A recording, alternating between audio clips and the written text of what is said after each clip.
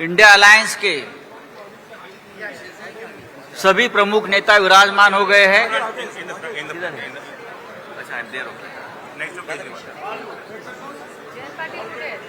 जयंत पाटील आहेत ना, जयंतराव बसले आहेत।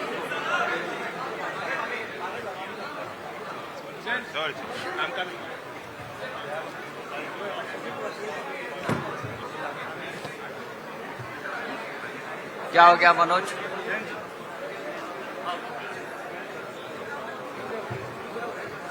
स्टार्ट। मुंबई में इंडिया अलायंस की जो बैठक कल से चल रही है वो आज अभी अभी खत्म हो गई। कल रात को, आज सुबह से इस देश के सभी प्रमुख नेता आपने देखे होंगे, लगभग सभी 28 पार्टीज के प्रमुख नेता, 6 राज्यों के मुख्यमंत्री इस बैठक में शामिल हो गए। ममता जी जल्दी चली गई है और अखिलेश यादव भी मीटिंग में थे कल से, वो भी जल्दी चले गए हैं।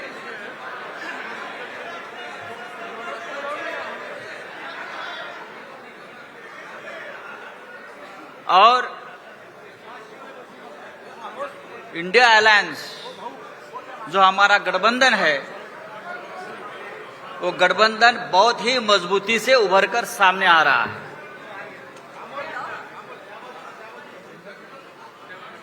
यस,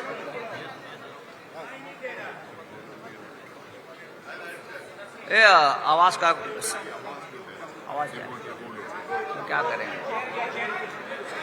आपको सुनाई आ रहा है क्या? आप सुन सकते हैं? यहां नहीं सुन सकते हैं। You can't hear.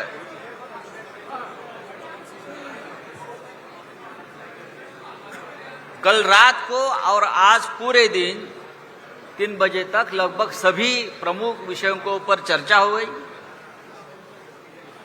कुछ इंपॉर्टेंट रिजोल्यूशन भी हमने पास किए हैं और खास करके इंडिया अलायंस की coordination committee, 14 member coordination committee, उनका स्ट्रक्चर हो गया है। बाद में कैंपेन कमेटी है, working group of social media है, वर्किंग ग्रुप ऑफ मीडिया है और वर्किंग ग्रुप ऑफ रिसर्च है। ये 4 प्रमुख कमेटी का भी गठन हुआ है और सभी अलायंस पार्टी के मेंबर्स उस कमेटी में इंक्लूड कर दिए हैं। 2 पॉलिटिकल रिजोल्यूशंस भी है, उस बारे में आपको आदित्य ठाकरे जी बताएंगे। और जिस तरह से ये इंडिया गठबंधन की ताकत बढ़ रही है, जैसे मैंने कल कहा कि 2024 का चुनाव हम जीतने जा रहे हैं, और मैंने ये भी कहा गठबंधन की तरफ से अब इंडिया को हराना मुश्किल ही नहीं नामुमकिन है। इस प्रकार का एक मजबूत गठबंधन हमने बनाया है। लगभग सभी नेताओं ने इस चर्चा में पार्टिसिपेट किया है, अपने विचार भी व्यक्त किए हैं, कुछ सुझाव भी दिए हैं।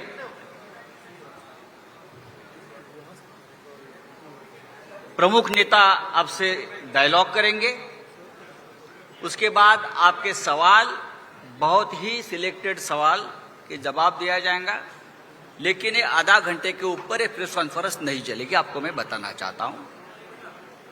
कमेटी का पूरा जो ब्यौरा है या पूरी कमेटी है उसका लिस्ट आपको दी जाएगी, यहां पढ़ने की जरूरत नहीं है। लेकिन जो मेन कमेटी है, कोऑर्डिनेशन कमेटी, 14 मेंबर, सिर्फ उसके नाम मैं आपके सामने पढ़ लेता हूं। Shri K C. Venugopal, Indian national Congress, Shri Sharad Pawar ji, NCP, Shri T R. Baalu, DMK, Shri Hemant Soren, Jharkhand Mukti Morcha, Shri Sanjay Raut, Shiv Sena, Shri Tejashwi Yadav, RJD, Shri Abhishek Banerjee, TMC, Shri Raghav Chadha, already given. Okay. Print out already given, मुझे लगता है अब पढ़ने की जरूरत नहीं है। मैं अभी यू आर नॉट रिसीव, तो ठीक है। Tejashwi Yadav RJD, Abhishek Banerjee TMC, Raghav Chadha AAP, Javed Ali Khan Samajwadi party, Lallan Singh Janata Dal united, D Raja CPI, Omar Abdullah national conference, Mehbooba Mufti PDP, CPI का नाम आ जाएगा, लेकिन बाकी जो कमेटी के जो नाम है आपके पास आ जाएंगे। मैं अब आज के जो स्पीकर्स है, मैं रिक्वेस्ट करूंगा इंडियन नेशनल कांग्रेस के अध्यक्ष हमारे नेता मल्लिकार्जुन खड़गे साहब को कि आप, सॉरी मैं नाम तो आपने दिया है, हाँ, मैं इस आज के इंडिया बैठक के होस्ट, 2 दिन से जो आप देख रहे हो ये पूरा मीटिंग का लीडरशिप, पहले रेजोल्यूशन आप कर रहे हो,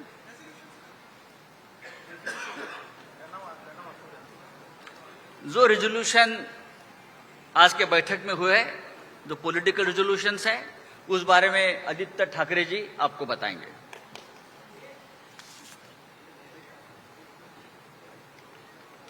नमस्ते, जय हिंद। आज इंडिया पार्टीज ने 3 रेजोल्यूशंस पारित करे हुए हैं, उसको मैं पढ़ के दिखाता हूं।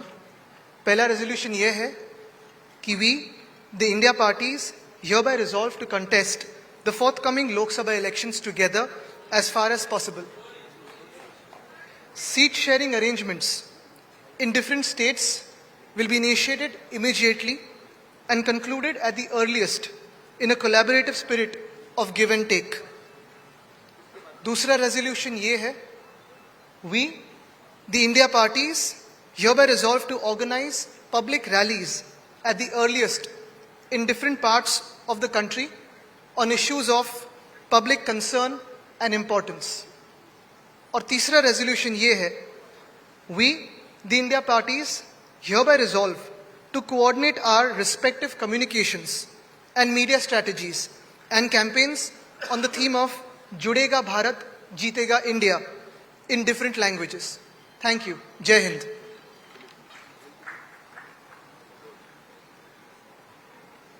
मैं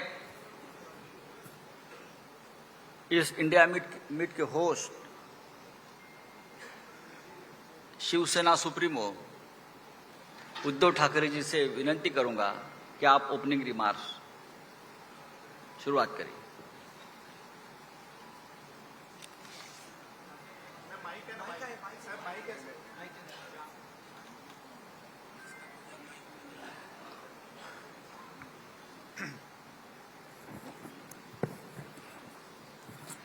इंडियाच्या 3ऱ्या मीटिंगसाठी देशभरातून आलेल्या सर्व मातब्बर आणि मान्यवर नेत्यांचं मी स्वागत करतो और मैं धन्यवाद देना चाहता हूं। आज 3री मीटिंग संपन्न हुई और दिन ब दिन इंडिया मजबूत होते जा रहा है। ये बात भी सच है कि जैसे जैसे हम करीब आते जा रहे हैं, एक कदम आगे बढ़ते जा रहे हैं, तो इंडिया के विरोधी दल में घबराहट हो रही है। पहले हमें पूछा जा रहा था कि विपक्ष की एकजुट, और उसी वक्त हमने कहा था कि विपक्ष की एकजुट में नहीं मानता, हम सारे लोग देश प्रेमी हैं और हमारी एकता देश प्रेमियों की एकता है। और हमने हमारे अलायंस का जो नाम लिया है इंडिया, तो अब इंडिया के विपक्ष, इंडिया के विरोधी जो है, आप सभी जानते हैं वो कौन है। आज की मीटिंग में अच्छी चर्चा हुई, अच्छे डिसीजन लिए गए, कुछ कमेटीज बनाई गई और हम सारे लोगों ने तय किया है कि आने वाले चुनाव में हम तानाशाही के खिलाफ लड़ेंगे, हम जितने सारे जुमलेबाज हैं उनके खिलाफ लड़ेंगे, हम भ्रष्टाचार के खिलाफ लड़ेंगे। और एक बात मैं जरूर बताना चाहता हूं कि हम मित्र परिवारवाद के खिलाफ भी जरूर लड़ेंगे। और वो इसलिए कि मैंने बंगलोर में कहा था कि भारत मेरा परिवार है, हम सब भारतीय हैं, तो सारा भारत मेरा परिवार है। परिवारवाद की अगर बात करें तो भारत परिवार छोड़कर इलेक्शन चुनाव के दरमियान एक नारा होता है, मैंने भी सुना था उस वक्त, सबका साथ सबका विकास। चुनाव जीतने के बाद जिन लोगों ने साथ दिया सबको लात और अपने मित्रों का विकास, ये मित्र परिवारवाद अब हम चलने नहीं देंगे और ये लड़ाई दिन ब दिन तेज होती जाएगी। पूरी जनता जो गरीब है, एक डर है, मन में डर है, क्या होगा, अब सेशन होने जा रहा है, क्यों बुलाया है, क्या होगा, आधी रात कुछ एक घोषणा हो जाती है, आज से ये बंद, आज से ये चालू। तो ये जो डर है, सब लोगों को हम एक विश्वास दिलाना चाहते हैं कि डरिए मत, भय मुक्त भारत के लिए हम सारे लोग इकट्ठा आए हैं और मुझे पक्का विश्वास है आप सभी तो साथ में हैं, क्योंकि आप भी देख रहे हैं, आपके माध्यम से बहुत सारी खबरें हम देख रहे हैं, सुन रहे हैं, कहां कहां कैसे अत्याचार हो रहा है और सरकार जो है कुछ नहीं कर रही। एलपीजी गैस सिलेंडर 200 रुपए से सस्ता जरूर किया, लेकिन 2014 में उसकी जो कीमत थी, उसके बाद आज तक कितना दाम बढ़ाया गया था, वो लोगों के समझ में आ गई ये बात।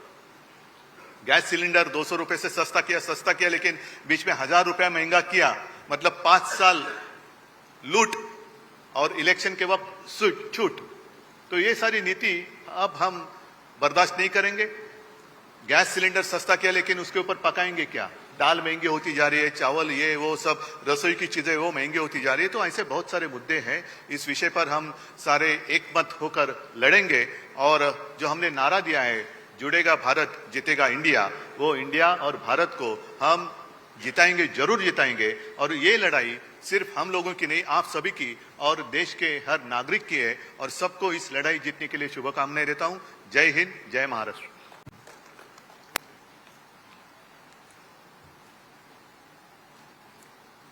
मैं अब कांग्रेस के अध्यक्ष, हमारे सबके नेता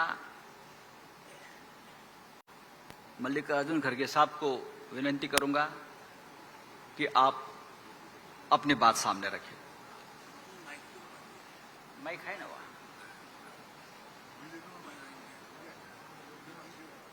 वहां माइक है, लेकिन साहब कंफर्टेबल।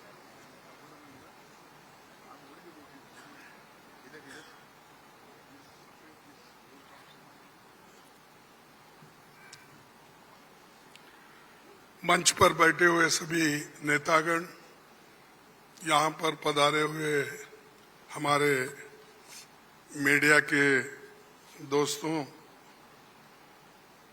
सारे नाम लेने की वजह से यही बेहतर होगा कि जो कोई स्टेज पे बैठे हैं सभी को मैं नमस्ते करते हुए अपना 4 शब्द आपके सामने रखूंगा। आज की ये जो बैठक हुई, ये बहुत ही ठीक ढंग से सभी पार्टियों ने मिलके चलाया। इसका उद्देश्य क्या था, ये तो उद्धव ठाकरे जी ने कहा है और हम इसकी कोशिश बहुत दिन से कर रहे हैं। जब मैं बेंगलोर में था, उस वक्त भी जो वहाँ पर मीटिंग हो गई थी, इससे पहले पटना में हो गई थी, उसके पहले तैयारी के लिए हमने मेरे घर पर भी राहुल साहब और नीतीश साहब, तेजस्वी और हमारे पवार साहब सभी मिलके एक बार बात किए, उसका एक ढांचा बना। उसके बाद जो नीतीश साहब के पटना में पहला मीटिंग हुआ, उस मीटिंग में एक एजेंडा तय करने की बात हो गई और उसके बाद में बेंगलुरु का हुआ।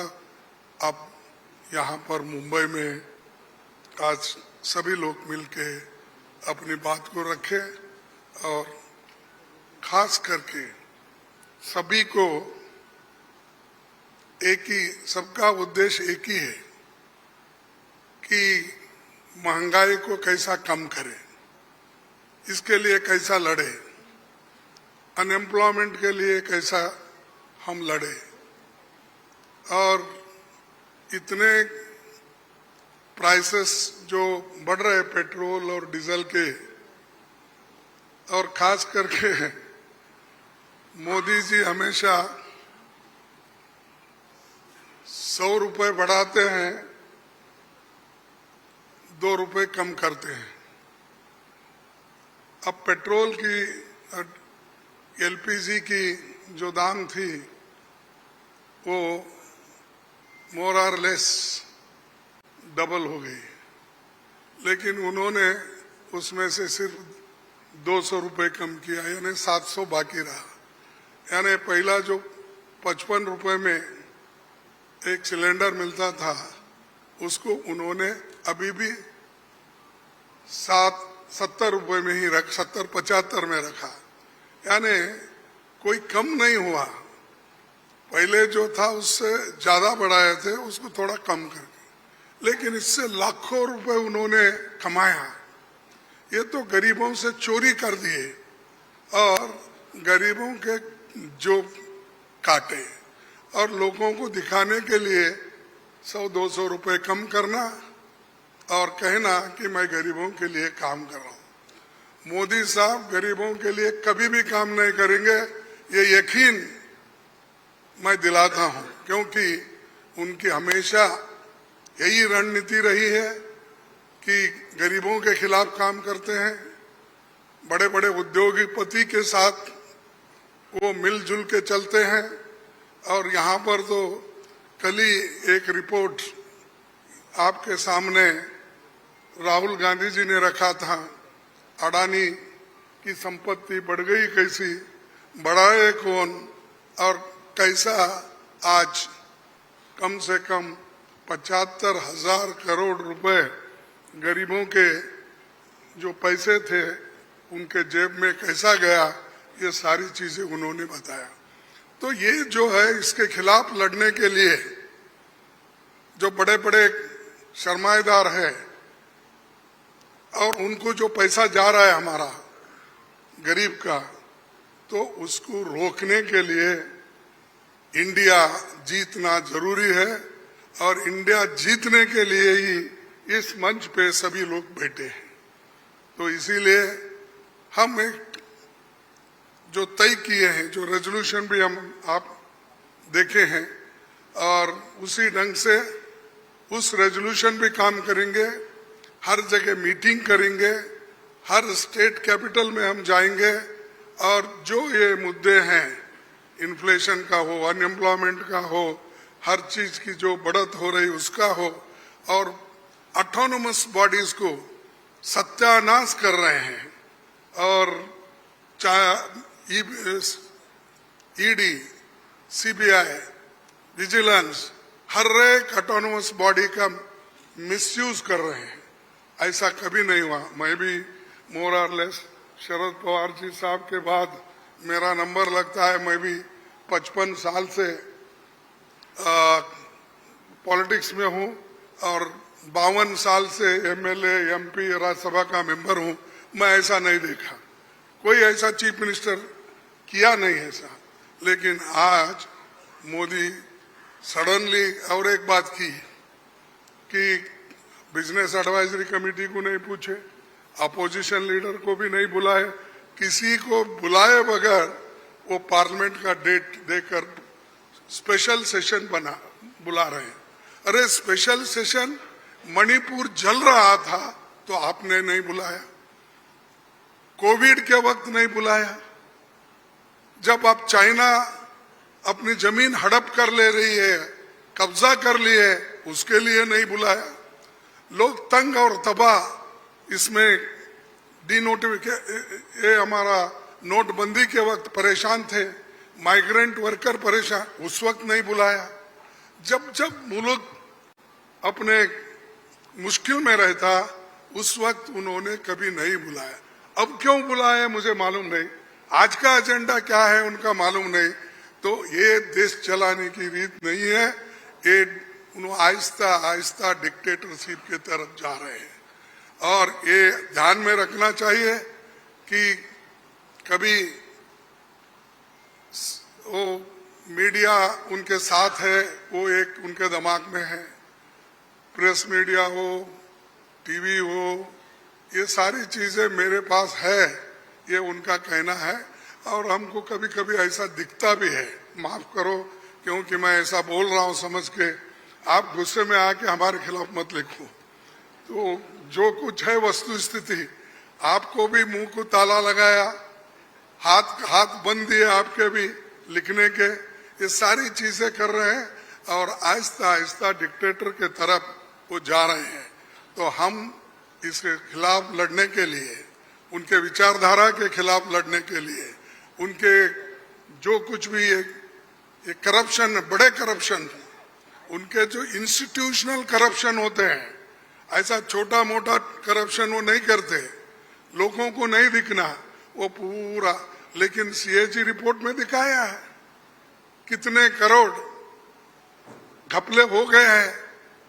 तो उनका करप्शन इनविजिबल है और वो हमेशा अपनी बात ये कहते हैं कि मैं किसी को न खाऊंगा न किसी को खाने दूंगा। लेकिन खाने तो सबको दे रहे हैं, अपने को जो चाहते हैं उनको तो दे रहे हैं, लेकिन लोगों को भूखे मार रहे हैं, लोगों को कुछ नहीं दे रहे। तो इसके लिए हम आवाज उठाए और उसके तहत हम काम करना है। आगे भी हमारी कहाँ मीटिंग होगी हम तय करने वाले हैं, जल्द से जल्द वो भी मीटिंग होगी। और बाकी के जो विषय हम आपके सामने रखे मुद्दे, उनके ऊपर हम लड़ते रहेंगे। वो डराने की कोशिश करते हैं, हम डरेंगे नहीं, ये हमारा वायदा है। और हम हमेशा लड़ते रहेंगे और जीतते रहेंगे।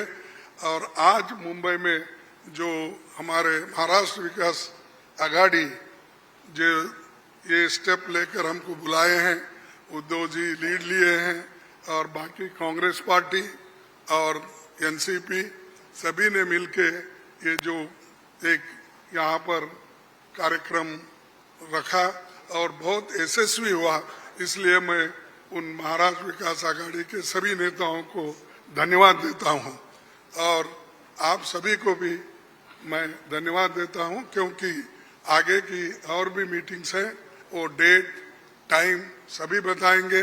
और कहाँ मीटिंग हमारी होगी, बहुत से 5-6 जगह पब्लिक मीटिंग होगी, वो भी हम आपको बताएंगे और काम करते रहेंगे और मजबूती के साथ काम करते रहेंगे। इसको ढीला करने की कोशिश मोदी जी कितना भी कोशिश करे, हम वो डरने वाले नहीं है। इसीलिए मैं इतना ही कहूँगा कि उन्होंने तो हमेशा मोदी जी झूठ बोलते ही रहते हैं, लेकिन लोग उनको सच समझते हैं। लेकिन अभी भी मराठी में कहावत है, खोटा बोला पण रेटून बोला, तो ऐसा उनका है। इसीलिए सब झूठ बोलते जाते हैं, लोगों में भ्रम डालते हैं। तो वो सबको हमको एक्सपोज करना है, हम करते रहेंगे। धन्यवाद।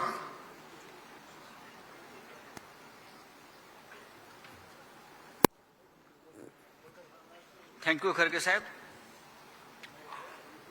डेफिनेटली इंडिया जीतेगी, लेकिन ये जीत की शुरुआत हो गई है पटना से, पटना की भूमि से। और हम सबको एक साथ लाने की सबसे पहली जिम्मेदारी ली थी नीतीश कुमार जी, लालू जी, आप सभी ने। मैं अब नीतीश कुमार जी, बिहार के मुख्यमंत्री महोदय, आपसे विनती करता हूं, आप आपकी बात रखिए। वहां ही माइक है, आप वहां से बात कर सकते हैं। आप कर लीजिए।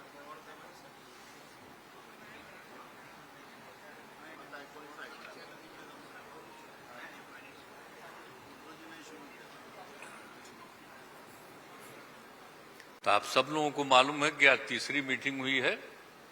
इसके पहले 2 मीटिंग हो चुकी है और सबके बारे में आपसे चर्चा की जा चुकी है और बहुत अच्छे ढंग से कल से ही बातचीत हुई और आज मीटिंग हो गई। और पहले आपको चीज़ों के बारे में अनाउंस कर दिया गया कि इन सब चीज़ों के बारे में तय हो गया है और अब नियमित रूप से अब जगह जगह जा करके हम लोग अपना प्रचार प्रसार का काम करते रहेंगे। तो ये सब आज तय हो गया। इसलिए इसके बारे में आपको बता दिए और बड़ी खुशी की बात है। और अब आप समझ लीजिए कि जितनी पार्टियां एकजुट होकर के काम कर रही हैं, तो आप अच्छी तरह जान लीजिए कि अब इसी का नतीजा होगा कि अभी जो केंद्र में हैं अब वो हारेंगे, अब वो जाएंगे, ये पक्का जान लीजिए। और अभी आपको बताया गया कि कैसे मीडिया पर ही कब्जा कर लिया है, कोई भी दूसरे की बात कम छपता है और ज्यादातर उन्हीं की बात छपते रहती है। कितना काम पहले हुआ है, अलग अलग राज्यों ने कितना काम किया है दूसरे दूसरे पार्टियों ने, उसका कम छपता है। ये कम करते हैं और ज्यादा छपता रहता है। तभी तो आप लोगों पर कब्जा न है जी, तब तो उपाय है। और जब एक बार उनसे मुक्ति मिलेगी तो आप सब प्रेस वाले आजाद होइएगा और जो आपको उचित लगेगा वही लिखिएगा और वही बोलिएगा। ये बहुत जरूरी है। अगर प्रेस के लोग कुछ लिखते हैं, कहीं क्या काम हो रहा है, क्या ठीक नहीं हो रहा है, वो जब लिखते हैं तो उसका असर जनता पर कितना पड़ता है। और आजकल देख रहे हैं कोई काम नहीं कर रहे हैं और खाली उनका बड़ाई हो रहा है। और जो राज्य वाला बेचारा जो काम कर रहा है उसकी चर्चा कम होती। तो ये ना हो गया, इसलिए पटाइए। दूसरी चीज है, देश के इतिहास को ही बदलना चाहते हैं तो हम लोग सब मिलकर के देश के इतिहास को नहीं बदलने देंगे और सब मिल करके जो अपना देश है वो पूरा मजबूती के साथ होगा और समाज के हर तबके का उत्थान होगा और किसी की उपेक्षा नहीं होगी। तो इसीलिए सब मिल करके, और जानते भी न हैं, बहुत कोशिश चलते रहते हैं हिंदू मुस्लिम कुछ इधर उधर हो जाए, लेकिन सबको एकजुट होकर के न है जी, देश तो सबका है ना, तो सब एकजुट होकर के, तो सब मिल करके और सारा अच्छा काम कर रहे हैं, तो सबको लेकर के आगे बढ़ाना है। और तो इसीलिए जरूरी है कि अब सब लोग, अब अच्छा हो गया है, सब लोगों को अपना अपना अधिकार था, तो लेकिन अब इतना ज्यादा हम कोशिश करते रहे, बहुत कहते रहे कि जरा मिल जाइए, तो बात समझते समझते हो गया। अब तो हम यही चाहते हैं कि अब तेजी से काम हो। तो आज ही तय कर लिया है लोगों ने कि अब तेजी से हम लोग अभी से शुरू कर देंगे। अब कोई ठिकाना नहीं है, चुनाव समय के पहले भी हो सकता है, कोई ठीक नहीं है। इसलिए हम लोगों को भी तो अलर्ट रहना न पड़ेगा। इसलिए हम लोग सब इंटरनल बात पूरा कर लिए, यही पूरा बात दिए हैं। और बाकी कई लोगों को अब जिम्मेवारी दे दी गई है, सब तरह का काम करेंगे। इसके लिए बहुत अच्छा है और आप सब लोगों से भी आग्रह करेंगे कि कृपा करके जब हम लोग अब एकजुट हो गए हैं तो हम लोगों के काम का भी थोड़ा आप लिखते रहिएगा, थोड़ा प्रचार करते रहिएगा। ये बहुत बहुत धन्यवाद।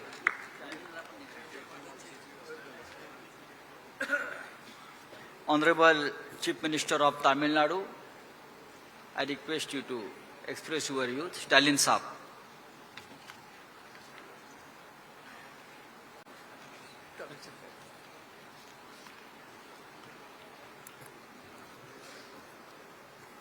அனைவருக்கும் வணக்கம். பாட்னாவில் 19 கட்சிகளோட கூட்டணி அமைச்சு அங்க முதல் கூட்டத்தை நடத்தணும். ஆக முதல் கூட்டத்தை பொறுத்த வரைக்கும் ஒற்றுமையாக இருந்து பாரதிய ஜனதா கட்சி ஆட்சிக்கு ஒரு முடிவு கட்ட வேண்டும் என்று முடிவு செஞ்சோம். அதை தொடர்ந்து இரண்டாவது கூட்டமாக பெங்களூரில் நடத்தினோம். அதில் இந்த கூட்டணிக்கு இந்தியா என்ற பெயரை சூட்டி அந்த பணியை தொடங்கணும். மூன்றாவதாக இந்த மும்பையில் 28 கட்சிகள் ஒன்று சேர்ந்து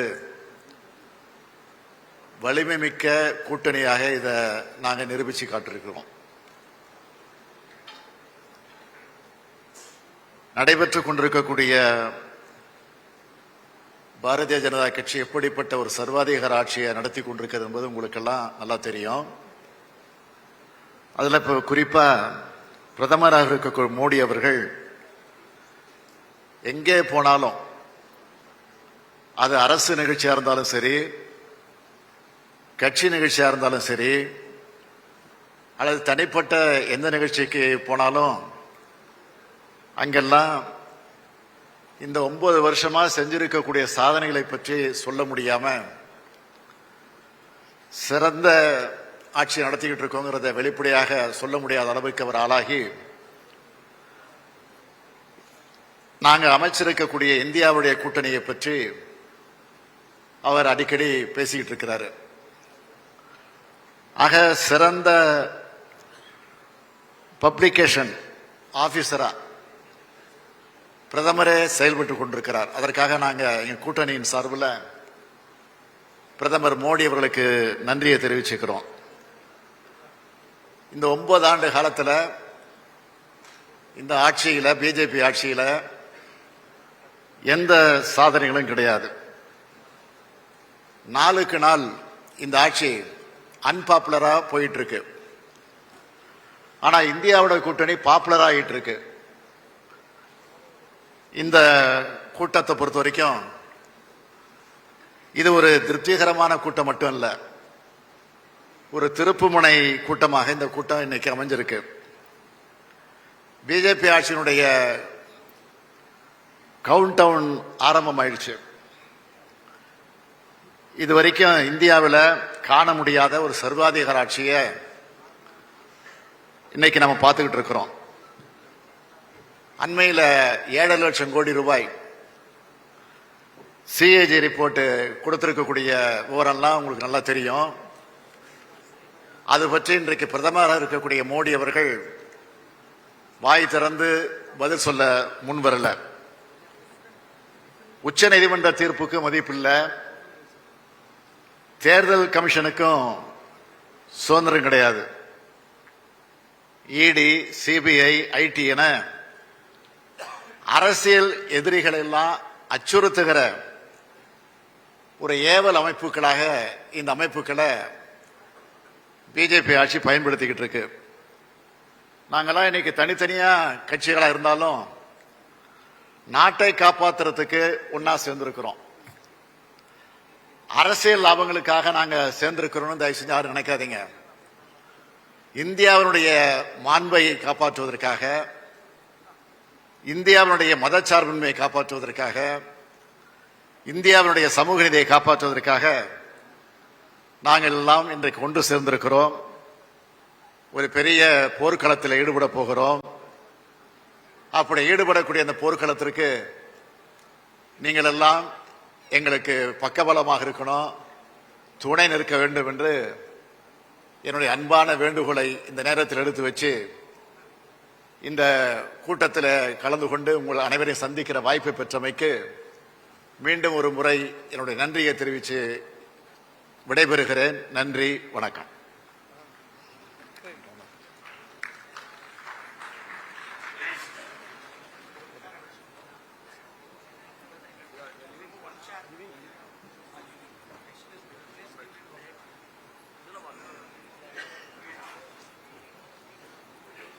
मैं अरविंद केजरीवाल जी को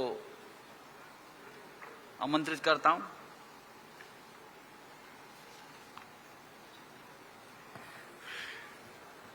आप सब लोगों को मेरा नमस्कार। सबसे पहले मैं महाविकास आघाड़ी के ठाकरे साहब, पवार साहब और महाराष्ट्र कांग्रेस के नेताओं को बहुत बहुत बधाई और शुक्रिया अदा करना चाहता हूं इतनी शानदार 2 दिन की मीटिंग ऑर्गेनाइज करने के लिए। ये जो इंडिया अलायंस है, ये अलायंस कुछ चंद 26, 27, 28 केवल पार्टियों का अलायंस नहीं है।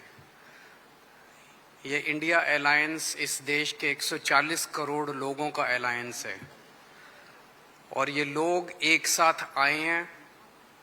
देश के लोग इकट्ठे हो रहे हैं और बहुत बड़ी संख्या में लोग इकट्ठे हो रहे हैं और देश के लोग इकट्ठे हो रहे हैं 21वीं सदी के भारत का निर्माण करने के लिए। आज हमें बहुत दुख होता है कि आज हमारे देश के अंदर जो सरकार है, मोदी सरकार, मुझे लगता है कि आजाद भारत की सबसे भ्रष्ट सरकार और सबसे अहंकारी सरकार है। एक भारतीय होने के नाते मुझे बेहद दुख होता है। पिछले 3-4 दिन से हम पढ़ रहे हैं कि विदेशों के अखबारों के फ्रंट पेज के ऊपर खबरें छप रही हैं कि हमारी भारत सरकार एक आदमी के लिए काम कर रही है। वो एक आदमी भारत से पैसे निकाल के बाहर विदेश में ले जा रहा है और भारत सरकार, मोदी सरकार, देश के प्रधानमंत्री उनकी मदद कर रहे हैं। बहुत दुख होता है एक भारतीय होने के नाते। विदेशों में तो खबरें छपनी चाहिए कि भारत में ये अच्छा हो गया, भारत में वो, तब देश का नाम आगे बढ़ेगा। देश का नाम ऐसे थोड़ी आगे बढ़ेगा कि पूरी भारत सरकार एक आदमी के काम करने के लिए लगी हुई है। आज हमारे भारत का युवा रोजगार ढूंढ रहा है, पढ़ लिख के BA करके, BCom करके, BSc करके रोजगार ढूंढ रहा है। उसके पास रोजगार नहीं है और वो जब सरकार के पास जाता है तो पता चलता है कि सारी सरकार एक ही आदमी के लिए काम कर रही है। सारी सरकार भ्रष्टाचार में डूबी हुई है। आज हमारे लोगों के घर का खर्चा नहीं चल रहा, लोगों के आमदनी नहीं है, आमदनी उतनी है, खर्चे बढ़ते जा रहे हैं। सरकार के पास जाते हैं, पूरी सरकार एक ही आदमी के लिए काम करने में लगी हुई है। इससे ज्यादा अहंकारी सरकार आज तक कभी नहीं हुई और ये लोग अपने आप को भगवान से भी बड़ा समझने लग गए हैं। और जब कोई आदमी अपने आप को भगवान से बड़ा समझने लगता है तो फिर उसका पतन भी जल्दी होता है। मुझे बेहद खुशी है कि इंडिया अलायंस में सब लोग आपस में जुड़ रहे हैं। एक चीज मैं देख रहा हूं, बहुत बड़ी बड़ी ताकतें, अब सबको लगने लगा है कि ये इंडिया अलायंस मोदी सरकार के आने वाले समय में मोदी सरकार के पतन का कारण बनने वाला है। तो बहुत बड़ी बड़ी ताकतें इस इंडिया अलायंस को तोड़ने में लगेंगी, बहुत बड़ी बड़ी ताकतें। पिछले कुछ दिनों से मैं देख रहा हूं, जबरदस्ती क्या दिखाया जाएगा, इसकी उसके से लड़ाई हो गई, उसकी उससे लड़ाई हो गई, जबरदस्ती दिखाने की कोशिश की जाएगी, जबरदस्ती दिखाने की कोशिश की जाए। मैं पिछली 3 मीटिंग अटेंड कर चुका, मैं आपको पूरी जिम्मेदारी के साथ कह सकता हूं, जितनी अच्छे से और जितने प्यार और मोहब्बत से सारी मीटिंग्स हुई हैं, किसी के साथ लड़ाई नहीं है। और यहां पे जितने लोग बैठे हैं कोई पद के लिए नहीं आया, सब 140 करोड़ लोगों के इस भारत देश को बचाने के लिए आए हैं, इसको तरक्की के रास्ते पे ले जाने के लिए आए हैं। कोई यहाँ पे पद के लिए नहीं आया है। मुझे बेहद खुशी है। 2 दिन की हमारी मीटिंग बहुत अच्छी रही और सबने आगे बढ़ के आज मीटिंग में जिम्मेदारियां ली हैं। किसी ने सीट शेयरिंग करवाने की जिम्मेदारी ली है, किसी ने मीडिया की जिम्मेदारी ली है, किसी ने सोशल मीडिया की जिम्मेदारी ली है, किसी ने कैंपेन डिजाइन करने की जिम्मेदारी ली है। मुझे पूरी उम्मीद है कि आने वाले समय के अंदर पूरा भारत इकट्ठा होगा और इस अहंकारी, भ्रष्टाचारी, तानाशाही सरकार का पतन का कारण बनेगा। बहुत बहुत शुक्रिया। भारत इकट्ठा हो रहा है, हो जाएगा। मैं अब आमंत्रित करता हूं हमारे प्रिय आदरणीय नेता लालू यादव जी।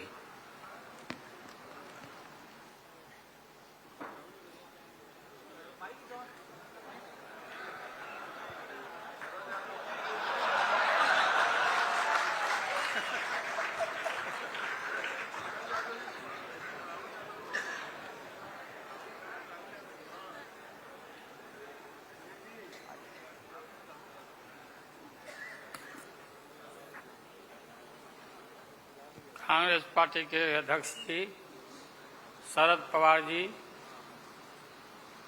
मंच पर बैठे हुए हमारे देश के सभी पार्टी के नेतागण, मोदी के पार्टी को छोड़ के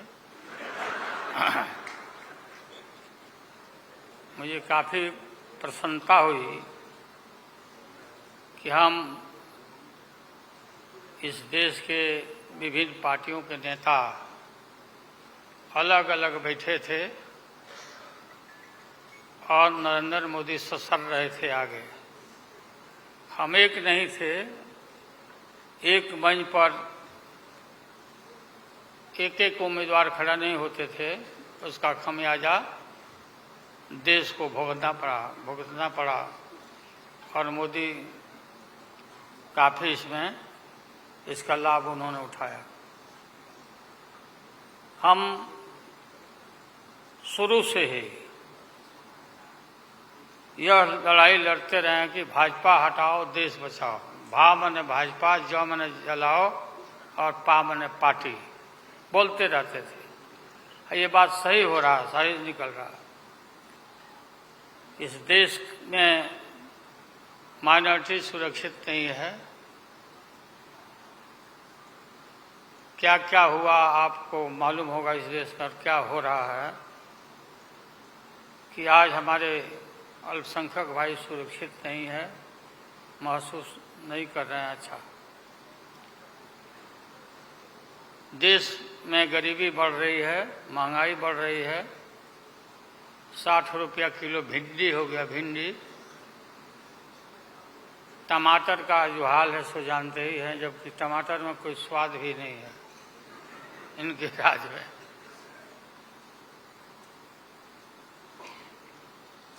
लगातार लड़ाई लड़ते लड़ते हम लोग आज इस मुकाम पर आए हैं कि अब हम सब पटना, बंगलोर और महाराष्ट्र, यहाँ मुंबई में ये मीटिंग के बाद अब एक निष्कर्ष पर हम लोग पहुंचे हैं और एक स्वरूप बना है, संगठन बना है, जो पढ़ करके आप लोग को सुनाया गया। आप सबको याद होगा कि कितना झूठ बोल करके, कितना अफवाह फैला करके इस सत्ता में लोग आए थे। मेरा भी नाम उस समय और देश के नेताओं का नाम इन लोगों ने यह प्रचारित किया था कि इन लोगों का पैसा स्विस बैंक में जमा है, स्विस बैंक में। और मोदी जी बोले कि हम आएंगे और स्विस बैंक का पैसा ला करके हम देश के तमाम लोगों को, हर के को खाता खुलवाया कि 5-5 लाख रुपया जमा करेंगे। 15-15 लाख रुपया। हम भी झांसा में आ गए और हमने भी अपना खाता खुलवाया। मेरे 7 बेटियां, 2 बेटा और पति पत्नी दोनों मिला के 11 हो जाते हैं। देखा कि भाई 15 से गुना कर दीजिए, पैसा काफी मिल जाएगा। हमने तो पशुपालन में कोई पैमानी शैतानी भ्रष्टाचार नहीं किया जो भ्रष्टाचार नरेंद्र मोदी कर रहे हैं, करा रहे हैं। सारे देश भर के लोग खाता खुलवा दिया, सब गरीब गुरबा आदमी प्रचारित करवाया इन लोगों ने। और मिला क्या, सो देश के लोगों को मालूम होगा, आप लोगों को भी मालूम होगा, आप लोग में वैसे भी खुलवाए होंगे आप लोग पर, प्रेस के लोग भी, कि हो सकता है भाई मिल जाए, पैसा है देश का तो मिल जाए, वापस आ जाए। एक पैसा नहीं, सब इन्हीं लोगों का पैसा था। अभी काफी जय जयकार हो रहा, होना चाहिए, वैज्ञानिकों का होना चाहिए। चंद्रयान पर लोग गए, सब घूमे फिरे लोग, हमारे वैज्ञानिक, देश का नाम ऊंचा हुआ। अब हमने सुना है कि मोदी जी अब ये सोच रहे हैं, और इसीलिए पहले ही लोकसभा का मीटिंग भी सुना है, बुला दिया है। हमने ये सुना, किसी जिम्मेवार आदमी ने कहा कि भाई हम लोग तो अब इतना देश के वैज्ञानिक आगे देश को ऊंचा कर दिए, दुनिया में नाम हो गया। हम अपील कर रहे हैं इसरो के वैज्ञानिकों से, अपने देश के वैज्ञानिकों से, कि भाई मोदी जी को पीछे नहीं रहना चाहिए। इनको चंद लोग से की बात छोड़ो, अब सूर्यलोक पर इनको पहुंचाओ, नरेंद्र मोदी पहुंच तो जाओ। हाँ, दुनिया भर में नाम हो जाएगा मोदी जी का। अमेरिका सब देश कहाँ पीछे छिटा जाएगा। राहुल गांधी जी घूमते रहते हैं अमेरिका में, कई एक देश में घूमे, इनको अवसर मिला है, तो ये भी देख लेंगे कि भाई मोदी जी सचमुच में देश का नाम करने के लिए अब ये चल पड़े हैं आगे। दशहरा के बाद इसकी तैयारी कर लें, हमारी शुभकामना है कि चले जाएं। इतनी गरीबी है, गुरबा लोग हैं, बेकारी है, चारों तरफ फैला हुआ है, और बोलते हैं कि देश आगे बढ़ गया, देश आगे बढ़ गया। देश के नेताओं को कोई भी ऐसा नेता नहीं छूटा है जिसको ईडी में, सीबीआई में ये ना फंसाए हों, सबको फंसा के। ये हम देखते थे, पहले के जमाना में सुनते थे कि जो बड़े लोग होते थे, सामंती लोग होते थे, वो गरीबों को और मिडिल क्लास के लोगों को मुकदमा में फंसा के और शासन करते थे। वही इनकी आदत हो गई है, और हम लोग डरने वाले नहीं हैं। हमने अपना किडनी ट्रांसप्लांट कराया है, कोई शौक से नहीं कराया है। डॉक्टरों ने कहा कि करा लो भाई। हमारी बेटी सिंगापुर में रहती है, उसने अपना किडनी दान दे दिया, जीवन दान दिया हमारी बेटी। और वहाँ इतना हम अपना शरीर का ऑपरेशन कराए हुए हैं, कोई ठिकाना नहीं। और पहले इस रोग के अलावा एशियन हार्ट इंस्टीट्यूट डॉक्टर पंडा है यहाँ, नामी ग्रामी सर्जन हैं। 5-6 हमारा ऑपरेशन हो चुका है, लेकिन आप सबका आशीर्वाद और कृपा है कि हम जीवित हैं, और हम आगे भी हम काफ़ी, मेरा हौसला मजबूत है कि हम रहेंगे, और मोदी जी को हटा के ही हम दम लेंगे हम लोग। इसलिए हम लोगों ने संकल्प लिया है, बिल्कुल। और सुन ले मोदी जी, अब आप समझ लेना कि पहले से मैं आपसे लड़ते आ रहा हूं, गुजरात के युद्ध के लड़ाई राइट के समय से। आपके और आपके गुरु, कौन अध्यक्ष है वो? हाँ? नहीं, उनके पार्टी के अध्यक्ष ही हैं। अडवाणी जी को तो गिरफ्तार किया था, वो नहीं भाई। अरे अभी जो है मौजूद अमित शाह, बताओ ही कहाँ के शाह नेता हो गए, कब का संघर्ष किया हुआ भाई। हम थे राज्यसभा में थे उन दिनों में, भैरव सिंह शेखावत साहब जी उपराष्ट्रपति थे, और दंगा जब हुआ तो चारों तरफ देश और दुनिया भर में यूरोपियन कंट्री ने अपने नागरिकों को मना कर दिया कि मत जाना उधर, भारत में मत जाना, और इनका प्रवेश भी निषेध हो गया था विदेशों में।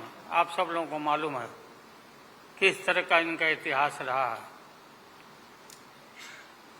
हम गमछी बिछा के फ्लोर ऑफ द हाउस में वहाँ बैठ गए आगे, चेयरमैन के चेयर के नीचे।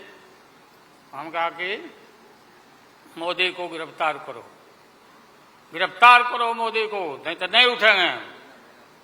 चारों तरफ से हाउस गर्म हो गया, गर्म हो गया हाउस।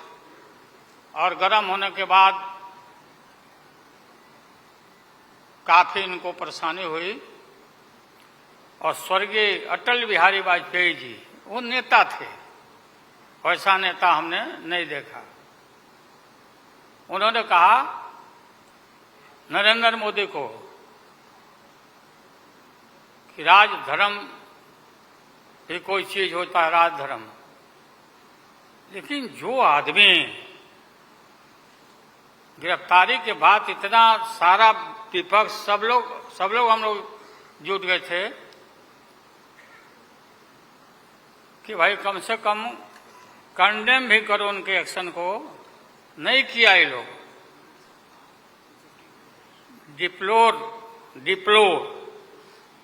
डिप्लोर मतलब किया कि वो भी नहीं, अंदर से नहीं निकला इन लोगों को कि हम निंदा करें, इतने बड़े नरसंहार हुआ था, क्या क्या हुआ उसको दोहराने की जरूरत नहीं है। हम सब लोग ज़्यादा भाषण नहीं, भाषण का तो मेरा, हमारे दीदी भी यहाँ बैठी हुई है, ममता दी निकल गई। अच्छा चले, तो सारे जो उस समय लोग थे हमारे साथी, बालू जी भी निकल गए। हाँ गए, प्लेन है तो हम भी, मेरा भी प्लेन है, अभी निकल गया। हम क्यों पीछे रहे, हम भी निकल जाते हैं। फ्लाइट का टाइम आ गया। तो आप सभी पत्रकार भाइयों को मैं प्रणाम करता हूं, सलाम करता हूं, आदाब करता हूं। हम सब एक हैं और एक होकर के हम लोग इस लड़ाई को लड़ रहे हैं। और राहुल गांधी जी को भी हम काफ़ी मजबूती के साथ विश्वास हम लोग दिलाते हैं कि हम सब एकजुट हो करके सभी लोगों को एकोमोडेट करके आगे सीट शेयरिंग अब शुरू होगा, सीट शेयरिंग। और सीट शेयरिंग में हम लोग सब लोग सफल होंगे, कोई दिक्कत कठिनाई नहीं होगी, कहीं कोई हर्डल नहीं होगा। अपना कुछ नुकसान करके भी हम लोग इंडिया को, ये संघ है, हम लोग जिताएंगे और मोदी को हटाएंगे और देश को बचाएंगे। सभी लोगों को नमस्कार, जिंदाबाद, सब प्रणाम है। क्या चलो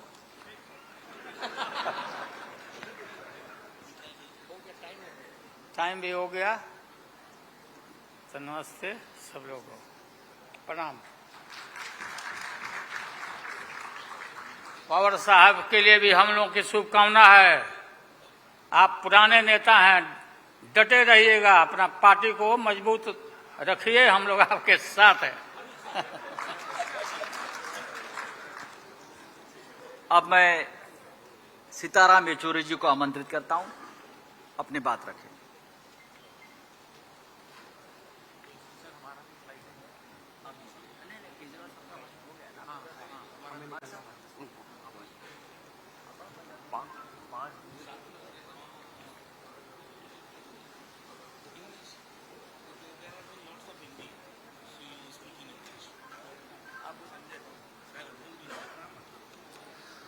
Well, you've all heard our leader speak in Hindi, so you want me to speak in English or should I also continue in Hindi?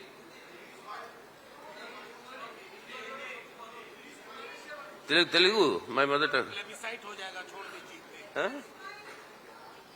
Well, you've heard the basic decisions here. India, this alliance has met, it has expanded. There are two more parties that have joined, and we think that more will join. And we have worked out the understandings on the basis of which the seat sharing will be done at the state levels. State level seat sharing, all the discussions will take place at the state level.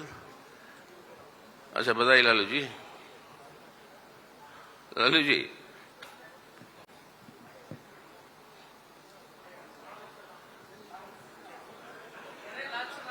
लाल सलाम कह रहे हैं ना, ये that is the spirit of India. Lalu ji is saying Lal Salam to me, and I am saying Jai Hind to him. So that at the state level, we'll work out the adjustments, seat adjustments, etc. State to state, it will vary. But the general overall understanding is very clear. We are all united here in order to save the character of the Indian Republic, which is the secular democratic republic, to save its constitution, to save democracy, and particularly to uphold the guarantees that have been given by the Indian Constitution to all our citizens, irrespective of, I quote, caste, creed, or sex. That equality for all and justice, that is economic, social, and political, that justice for all, that must be ensured. If all this has to be done, then the BJP must be kept away from controlling the government and state power. So that is the objective with which we have all come together. Now you will be seeing many things happening, as in when this grouping gets more consolidated. The first time when we were meeting in Bangalore, suddenly the NDA was resurrected. This time when we came to Bombay, suddenly the 200 rupees was reduced to the gas cylinder. You heard about how much it was increased then. And while we were meeting here came the announcement of a special session of Parliament. And what gimmickry will follow from there, what will be done, that we'll have to wait and see. So it's very clear that the Modi government and the BJP is rattled by this coming together of all the secular forces and the secular parties. And that in itself is a signal for the march towards victory that India will make. Thank you. अब मैं आमंत्रित करता हूं आदरणीय प्रिय Rahul Gandhi ji.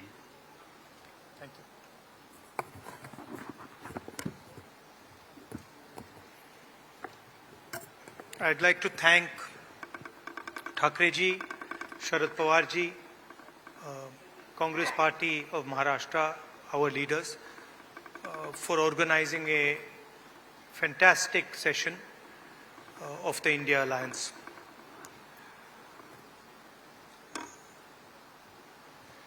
Two very big steps were taken. The most important thing to understand is that this stage represents 60% of the Indian population. If the parties on this stage unite, it is impossible for the BJP to win an election. So the task in front of us is to come together in the most efficient way possible. And two big steps have been taken in that regard. The first step is a coordination committee and committees under that committee. And the second step is a decision that we will expedite all seat-sharing discussions and decisions and make them happen as soon as possible. These are two very, very powerful steps in ensuring that the India Alliance defeats the BJP. The election is very, very clear. I did a press conference yesterday, and the nexus between the Prime Minister and a particular businessman is there for every single person to see. I mentioned yesterday in my press conference that the G20 is taking place, and it is very important for India's credibility, our nation's credibility, that the Prime Minister makes his position very clear and begins an inquiry on what has happened with regards to Mr. Adani.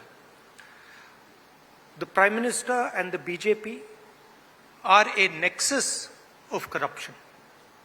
And that is the first thing that the India Alliance is going to demonstrate and prove. The idea behind Prime Minister Modi's government is to extract money from the poor people of this country and transfer it to a limited few. And so we are going to propose a clear path, development path. We are going to put together a clear set of ideas that will once again involve the poor people, the farmers, the kisans, the workers in the progress of this country. I'd like to once again thank all the senior leaders, and I'm confident that the India Alliance will defeat the BJP. The final thing I'd like to say, of course, there are leaders who are much more senior than me, but the real work in this alliance is the relationships that are forged between the leaders of this alliance. And I can say with confidence that these two meetings have done a huge amount in building the rapport between all the leaders and ensuring that all of us work together as one. I can see that there is flexibility among all the leaders in the way we are approaching things. There are differences, of course, but I am extremely impressed by the way those differences are minimized and ironed out. Thank you very much. Of course, I don't want to comment much about the press, but I think Laluji said it best. You're also in some ways restricted and chained, and India Alliance is working to free you from your chains. Thank you. Sorry, I forgot one thing. I forgot one thing, which is probably the most important thing. I spent a week in Ladakh. I went to Pangong Lake, right in front of where the Chinese are.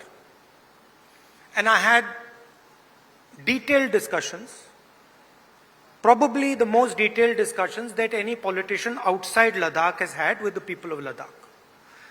And specifically, the shepherds of Pangong Lake, the leaders of Pangong Lake, and the common people who live around Pangong Lake. And they categorically told me that the Chinese have taken Indian land. They categorically told me that the Prime Minister is lying about the fact that the Chinese have not taken Indian land.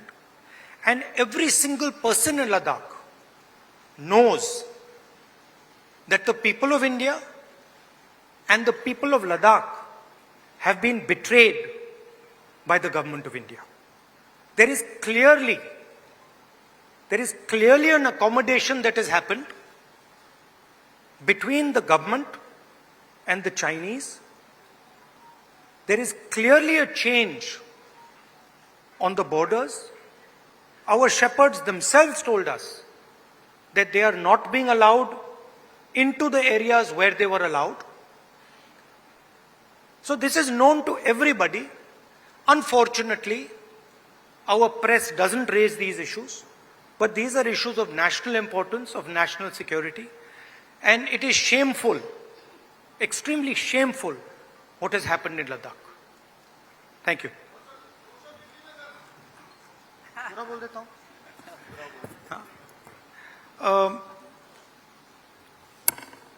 सबसे पहले मैं शरद पवार जी, ठाकरे जी और जो महाराष्ट्र कांग्रेस के हमारे नेता हैं उनको धन्यवाद करना चाहता हूं कि उन्होंने एक बहुत अच्छा सेशन यहां हमारे लिए किया।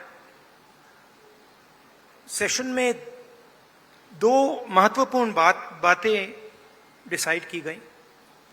पहले कि एक कोऑर्डिनेशन कमेटी होगी और दूसरी कि जल्दी से जल्दी जो सीट शेयरिंग का मामला है उसको हम डिस्कस करके उसमें हम रेजोल्यूशन निकाल देंगे। नरेंद्र मोदी और अदानी जी के बीच में जो रिश्ता है उसके बारे में मैंने कल बोला। इंटरनेशनल फाइनेंशियल न्यूज़पेपर्स में आया है कि $1 बिलियन पैसा हिंदुस्तान से गया है, बाहर गया है और वापस आया है। नरेंद्र मोदी जी G20 करा रहे हैं और हिंदुस्तान की इज्जत का मामला है।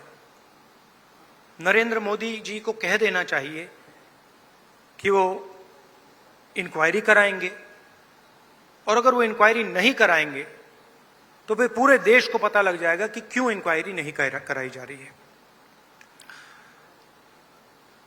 स्टेज पे जो नेता हैं, जो पार्टीज हैं, वो हिंदुस्तान के 60% लोगों को रिप्रेजेंट करती हैं, और अगर हम एक साथ मिलके चुनाव लड़ेंगे तो बीजेपी चुनाव जीत ही नहीं सकती है। और मुझे बहुत खुशी हो रही है कि जो हमारी पार्टीज हैं, जो हमारे नेता हैं, उनके बीच में जो रैपोर है, जो फ्लेक्सिबिलिटी है, वो गहरी होती जा रही है। और मुझे लगता है कि इंडिया अलायंस बीजेपी को चुनाव में आसानी से हरा देगा। बीजेपी हिंदुस्तान के गरीब लोगों से धन छीनकर चुने हुए 2-3 लोगों को देती है। हमने प्रोग्राम्स की बात की है। एक हम कमेटी बना रहे हैं जो पॉलिसीज के बारे में डिस्कशन करेगी, और जो हमारे किसान हैं, मजदूर हैं, गरीब लोग हैं, उनके लिए जो हमारा विजन है वो हम थोड़ी ही देर में हिंदुस्तान को, आप सबको दिखाएंगे। Thank you. इंडिया अलायंस के एक मजबूत स्तंभ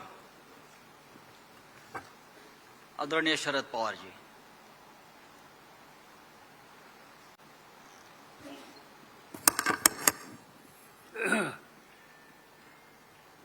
सम्माननीय व्यासपीठ और साथियों, कल से हम देश के 28 पॉलिटिकल पार्टीज के नेता की जिनकी उपस्थिति 68 के आसपास थी, यहाँ बैठे, और कई दिनों से हमारे सबके मन में देश के सामने कोई गंभीर समस्या है, इस पर बहस करके आगे की नीति तय करने का काम ये 2 दिन के सेशन में हम लोगों ने किया। मैं शुरू में सभी पॉलिटिकल पार्टी जो बाहर से यहाँ आए, इनके यहाँ जब प्रबंधन व्यवस्था करने की जिम्मेदारी उद्धव ठाकरे जी के नेतृत्व वाली शिवसेना हो, कांग्रेस पार्टी हो, राष्ट्रवादी कांग्रेस पार्टी हो, सभी साथियों ने अच्छी तरह से की, और इसीलिए इन सभी नेता लोगों को मैं धन्यवाद देता हूँ कि जिसकी शुरुआत हमने बिहार में की थी, कर्नाटक में की, इस 38वां दफा महाराष्ट्र में हुआ, और आगे की लाइन हमारी तय होने में इससे बहुत मदद हो गई। और देश में अलग अलग राज्यों में अलग अलग स्थिति है, लोगों की समस्या बहुत है, चाहे किसान की समस्या हो, खेडूत की समस्या हो, मजदूरों की समस्या हो, या नौजवान साथियों की समस्या हो। आज जिन लोगों ने एक भरोसे से देश की कारोबार चलाने की जिम्मेदारी भारतीय जनता पार्टी इन लोगों के साथियों के हाथ में दी, आज वही लोगों में एक तरह से नाराजगी की भावना थी, जगह जगह पर देखने के लिए मिलती है। उनकी सच्ची समस्या है, मगर हुकूमत हाथ में आने के बाद जिन लोगों के एक जमाने में जमीन पर फैज थे, आज जो अधिकार हाथ में मिला, इसका नतीजा, इसका परिणाम इन नेतृत्व करने वाले लोगों के काम करने के निर्णय में हो गया। आज हम लोग देखते हैं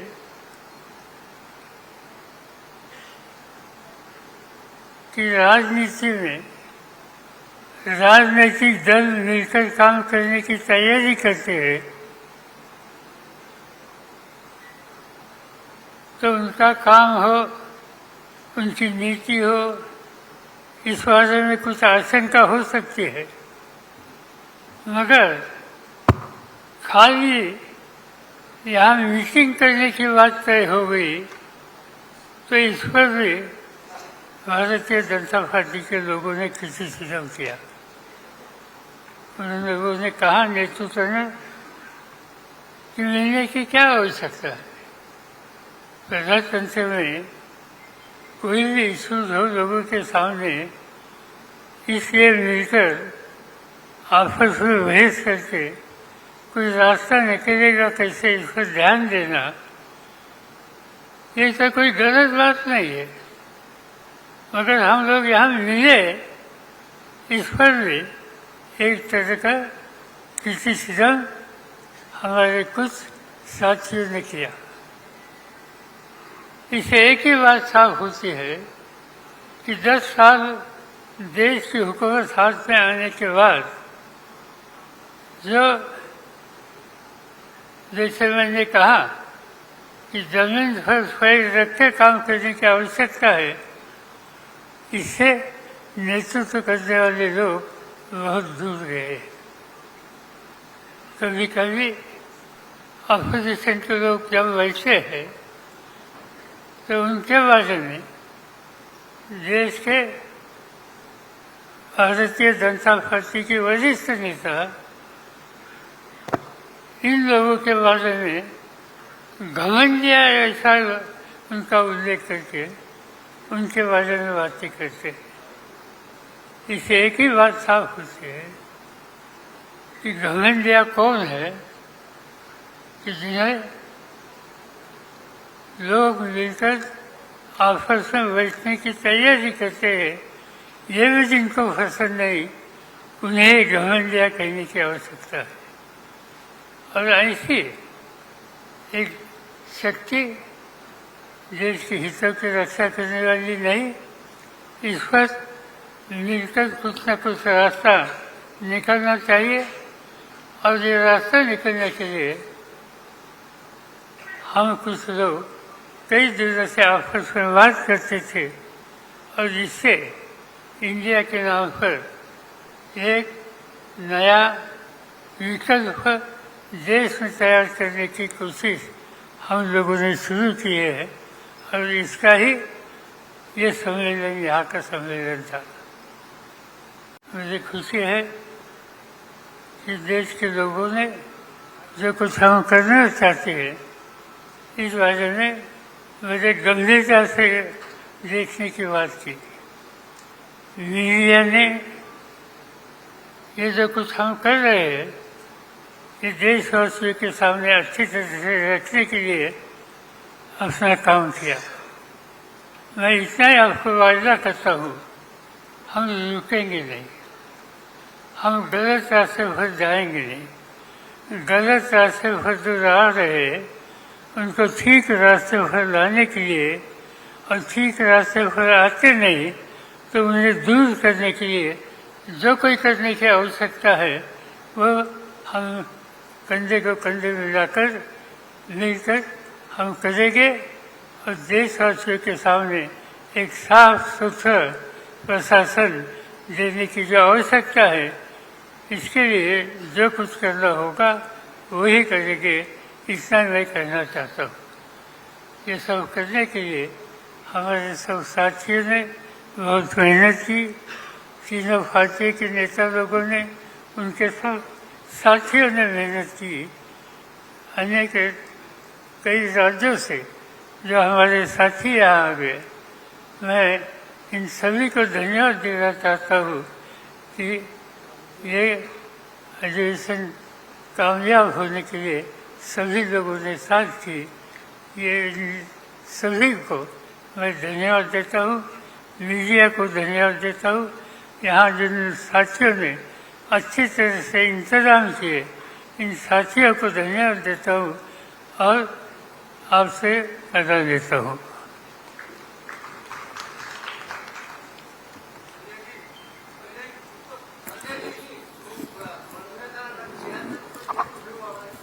अब no question answer. Thank you very much.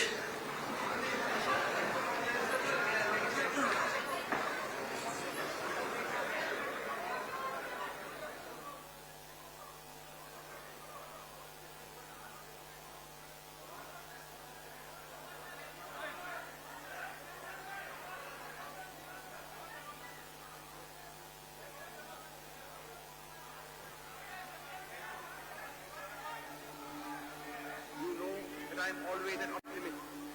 Nevertheless, I must say that the response that I have received has exceeded my fondest expectations. I can only say in reply that I feel proud of you.